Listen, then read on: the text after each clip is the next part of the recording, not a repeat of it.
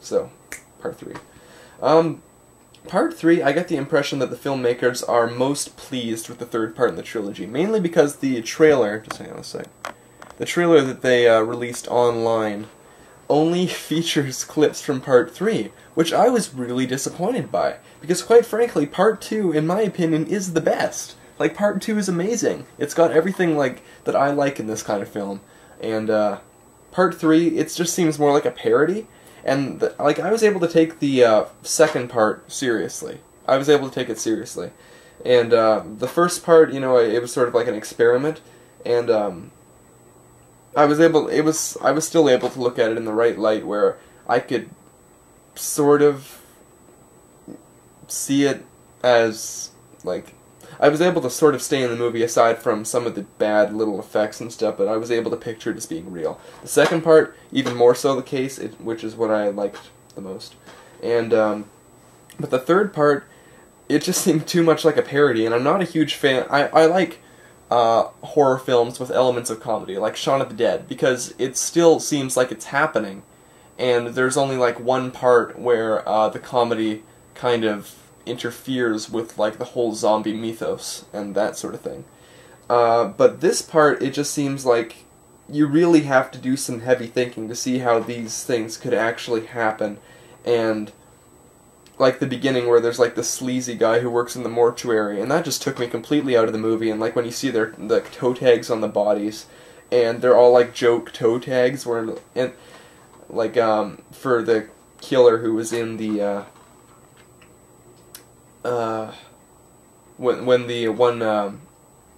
the body of one of the characters, he's in the mortuary, and that's not really giving away too much of the plot, because if you just start off with the third movie, you're gonna sort of figure it out anyway. But when you see the toe tag on the guy, or on the main character, whose name I believe was, I can't tell because it's in German, Mike Mansfield, yes.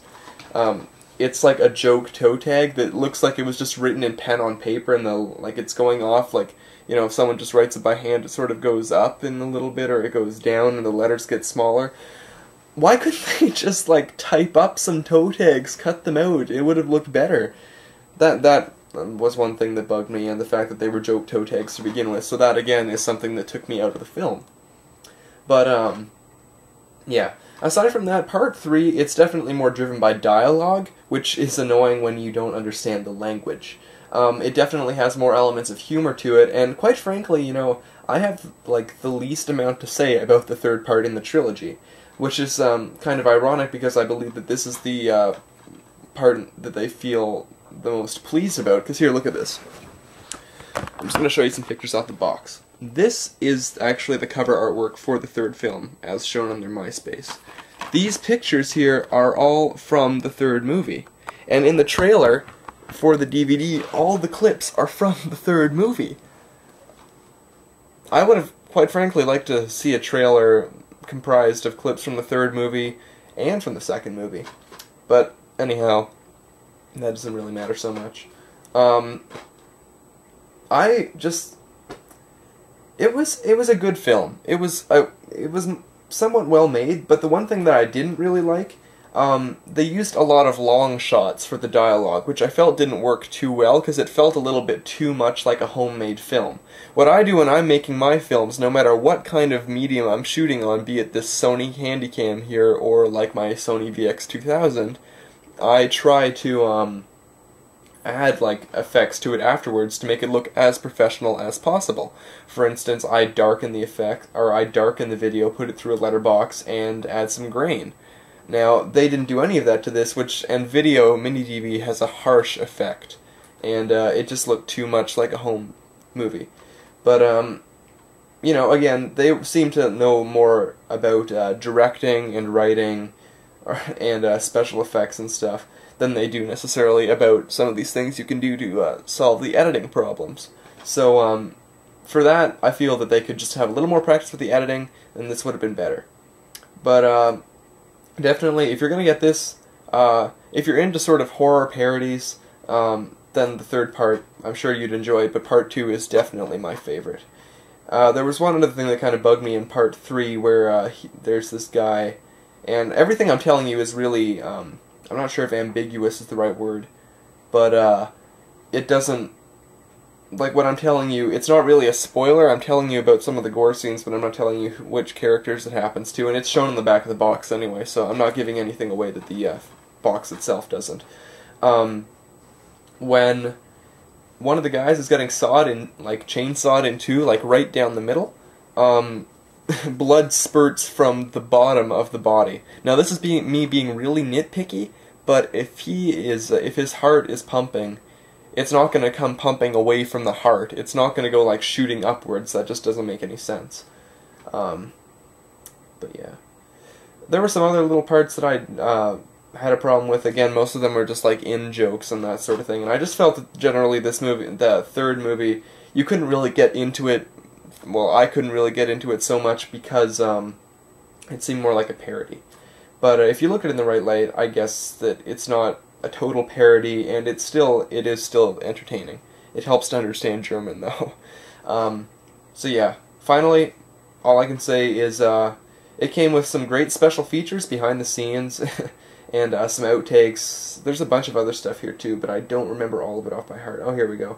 Making of, outtakes, slideshow, trailer, and some other stuff. Ooh, hidden features. I didn't know about hidden features. I'm going to have to go look for Easter eggs on this. But, yeah, I did enjoy this. I definitely recommend it for importers. But you better hurry, because you know why? This is limited to 500 copies. I'm not sure if that's just a special edition, or if the whole thing is limited to 500 copies. But it comes in the slipcase here, and it even says, strictly limited to 500 copies. So, Offside Andy, I'm calling straight out to you. You liked Fetus, you'll like this. Go order your copy right now. Get it from the guy who directed it, Utz Marius Thompson, in the sidebar. Anyhow, that's really all I have to say right now. I'm not going to be doing too many reviews over December just because, you know, it's Christmas and all of that. But I think, you know, there's a couple other films I got, so I may as well just get those out of the way. Anyhow, great trilogy. Thoroughly enjoyed it, and I'm probably going to go look at some of the other Maximum Uncut Productions releases. And, guys, subscribe to Knochenwald, because you will not regret it. And I eagerly await what they're working on in the future. Anyhow, I have one more thing I want to add. Holy crap, I've been recording this whole series for 20 minutes and 41 seconds. I'm going to have to cut that down for YouTube length. I'm thinking of doing a live webcast. So guys, post a comment down below, what is the best webcasting site, like live webcasting? Eric and me will be there for like a couple hours some evening or something, and we can like just goof off and have a great time. So yeah, post a comment down below, enjoy the Knochenwald Trilogy, and you know what, just one more time, let's take a look at this trippiness here. It wiggles. That's so weird.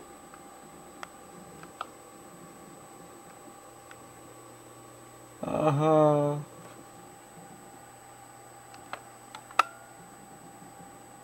Alright.